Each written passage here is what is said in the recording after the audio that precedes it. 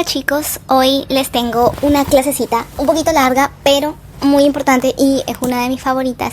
Y vamos a estar explorando hoy la microbiología de las infecciones del tracto urinario y la microbiología renal. Voy a tratar de meter los patógenos más importantes y las manifestaciones clínicas más importantes.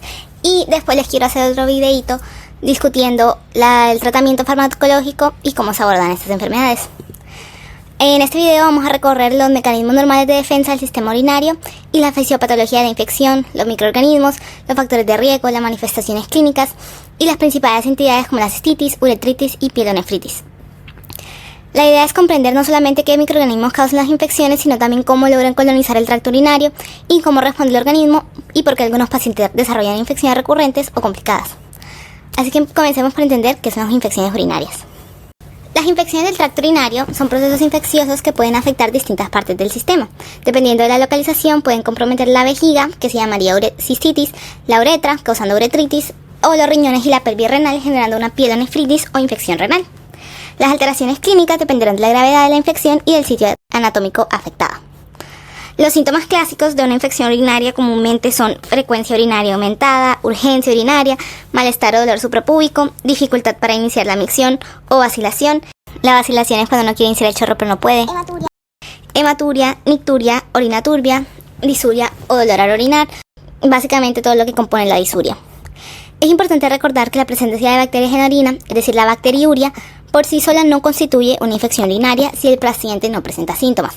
En las infecciones urinarias bajas generalmente no aparecen fiebre, escalofríos, náuseas, vómitos ni dolor lumbar o dorsal, y ya cuando vemos estos síntomas suele sugerir compromiso renal o enfermedad del tracto urinario superior, especialmente pielonefritis. Las infecciones urinarias tristemente son extremadamente frecuentes y presentan aproximadamente 4 veces más en mujeres que en hombres, especialmente entre los 16 y 35 años de edad, y las recurrencias suelen ser comunes. La mayor susceptibilidad femenina se explica principalmente porque la uretra es más corta, que facilita el ascenso de microorganismos desde la región perianal hacia la vejiga.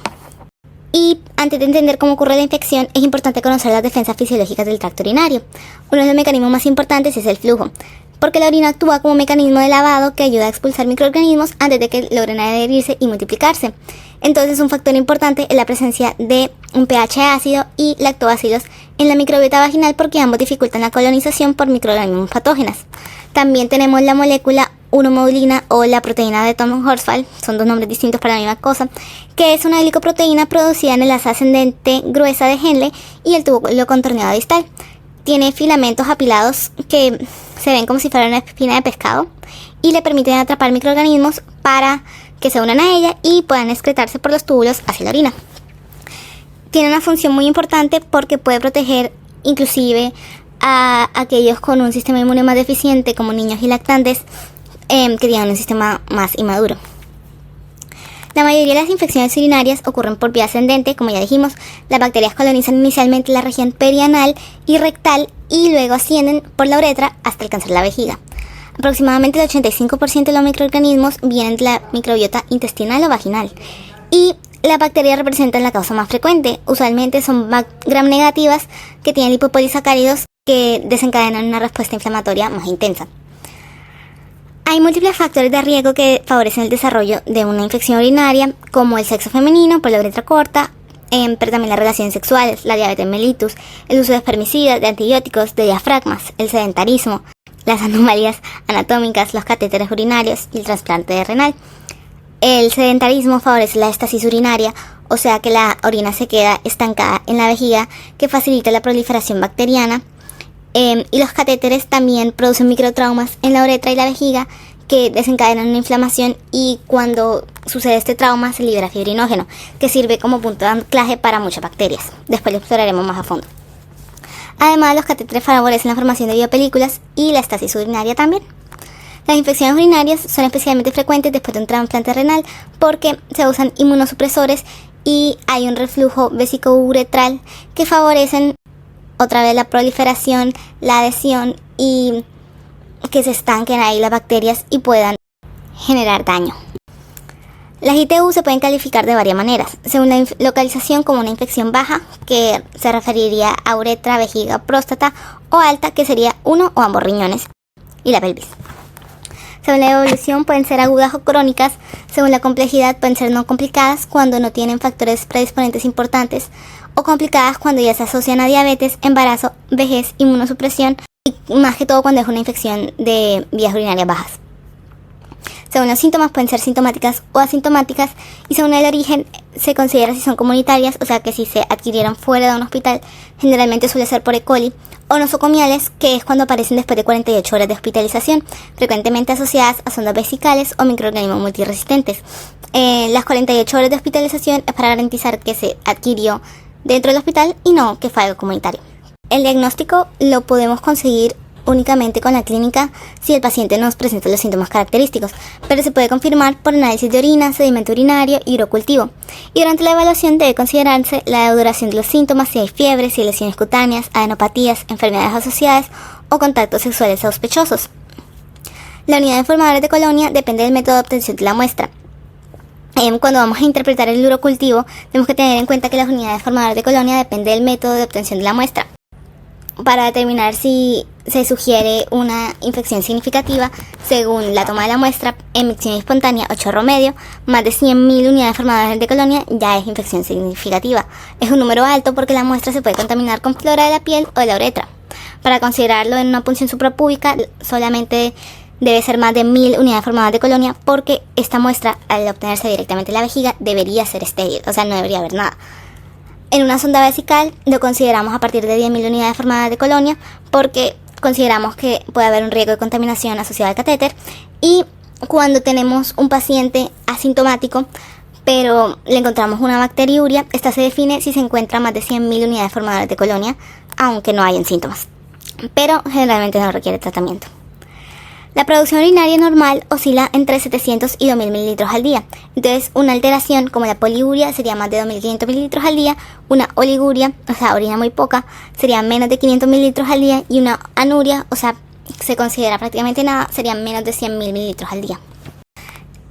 La fisiopatología suele comenzar casi siempre como una cistitis, porque la orina constituye un excelente medio para el crecimiento bacteriano, por tener un pH superior a 5, presencia de ácidos orgánicos y altas concentraciones de urea, y las bacterias tienen adhesinas que les permiten adherirse al urotelio. Si la respuesta inflamatoria no logra eliminarlas completamente, se multiplican, producen toxinas y enzimas, colonizan la mucosa y forman biopelículas. En casos cuando existe un catéter urinario asociado, la acumulación de fibrinógenos facilita aún más la adhesión bacteriana y muchos uropatógenos expresan proteínas capaces de unirse a este mismo fibrinógeno, formando biopelículas protectoras que hace que no se reconozcan por el sistema inmune. Sin tratamiento, la infección puede progresar a pielonefritis o una bacteriemia. Los microorganismos más frecuentes son Escherichia coli, Klebsiella, Proteus, Enterobacter, Enterococcus, pero también pueden ser no solamente bacterias sino virus. Principalmente el virus principal es el herpes simple, que produciría una micción dolorosa y una dificultad para braxear la vejiga. Los hongos principalmente vemos cándida, y en parásitos tricomonas vaginales o esquistomiasis urinaria que se encuentra en los ríos contaminados. Hablemos de la fisiopatogénesis de Escherichia coli uropatógena, que es el principal agente causal de la ITU. Sus factores de virulencia incluyen adhesinas, toxinas, polisacáridos de superficie, flagelos y sistemas de adquisición de hierro. El hecho de que la bacteria logre adherirse es el factor más importante para su patogenicidad. Para colonizarse, la bacteria se adhiere a la uretra y vejiga y forma biopelículas, y ahí desarrolla comunidades bacterianas intracelulares. Cuando ya logra estar ahí, activa respuestas proinflamatorias y los neutrófilos migran al sitio de infección y dañan el epitelio durante la respuesta inmune. Pero la bacteria puede evadir esta respuesta refugiándose dentro del citoplasma celular, donde continúa multiplicándose, y frecuentemente se localiza en las células más cercanas a la lámina basal, haciendo así que incluso después de una descamación epitelial que suele suceder en la vejiga, no se caiga, no se pierda y logre mantenerse en el tejido. Las bacterias pueden permanecer inactivas en compartimientos intracelulares, que son unas comunidades que hacen donde hay alrededor de máximo 20 bacterias por célula, y en estas logran evitar la fagocitosis y favorecen la invasión a más células del huésped, por lo que se quedan latentes por mucho tiempo y luego se pueden reactivar y causar infecciones recurrentes. Hablando de Proteus mirabilis, esta es una bacteria enterobacteria gram negativa anaerobia que produce ureasa, que es la enzima que transforma urea en dióxido de carbono y amoníaco. lo que incrementa el pH urinario y favorece la formación de cristales de calcio y fosfato de amoníaco magnesio. A más pH urinario también se fomenta la proliferación bacteriana. Al formar los cristales y el fosfato se forman cálculos urinarios, se generan biopelículas cristalinas en los catéteres que dificulta el drenaje de la orina, y esta éstasis también hace que crezca más la infección y luego frecuentemente progresa hacia pielonefritis. Enterococcus fecalis es una bacteria gram positiva comensal del tracto gastrointestinal que suele hacer infecciones asociadas al uso de catéteres urinarios. Staphylococcus saprophyticus es una bacteria gram positiva que es la segunda causa más frecuente de infecciones urinarias después de E. coli. También produce ureasa y favorece la alcalinización urinaria y la formación de cálculos. Pseudomonas aeruginosa es una bacteria gram negativa que no forma parte habitual de la microbiota humana, pero se puede encontrar en ambientes húmedos como las axilas, y los pacientes usualmente la contraen por infecciones intrahospitalarias, y por eso tienen una alta resistencia a antibióticos y una elevada morbilidad y una elevada mortalidad. Es muy difícil erradicarlas y son productoras de lastasas, proteasas y biopelículas que contribuyen a su virulencia.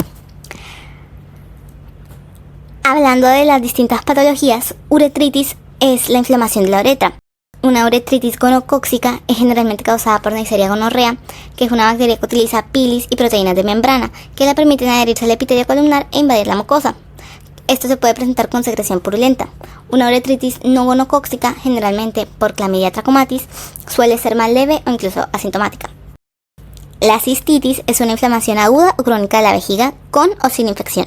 Entonces suele asociarse a una bacteriuria entre 100 y 100.000 unidades formadas de colonia por mililitros y a síndrome miccional. Las manifestaciones más comunes es una polaquiuria, urgencia urinaria, dolor suprapúbico, orina turbia y secreción pirulenta, y también puede aparecer hematuria microscópica o macroscópica. La fiebre es poco frecuente y en niños puede presentarse enuresis, que es cuando se orinan durante el sueño. La cistitis intersticial se diferencia de la cistitis infecciosa porque es una enfermedad crónica que no se relaciona a un patógeno. Es una disfunción inmunitaria por un daño de revestimiento epitelial vesical y una hipersensibilidad nerviosa. Usualmente empezó con un crecimiento de un microorganismo, pero se dañó la mucosa urotelial, que afectó la respuesta inflamatoria del huésped, y se acumulan toxinas y enzimas que complican el sanamiento y se vuelve una afección crónica. La pielonefritis es la infección de vías urinarias superiores, o sea, de riñón y pelvis renal. Generalmente es sintomática y incluye fiebre, escalofríos y dolor en la región media de la espalda o lumbar. En esta etapa, como el riñón filtra la sangre, puede haber contacto del microorganismo en la circulación sistémica, por lo que las manifestaciones ya incluyen fiebre, escalofríos, afectaciones sistémicas, y se manifiesta usualmente como dolor en la región media o de la espalda lumbar por esta inflamación que afecta la grasa perirrenal. Su incidencia aumenta en presencia de litiasis, reflujo vesicouretral, vejiga neurogénica, catéteres o malformaciones urinarias. Una pielonefritis aguda se desarrolla entre 24 y 78 horas después de la invasión bacteriana y suele ser usualmente por Proteus mirabilis, Klebsiella pneumonia, Enterococcus beta-hemolyticus o Staphylococcus saprophyticus. La pielonefritis crónica es la evolución de la pielonefritis aguda maltratada y puede progresar a una insuficiencia renal crónica.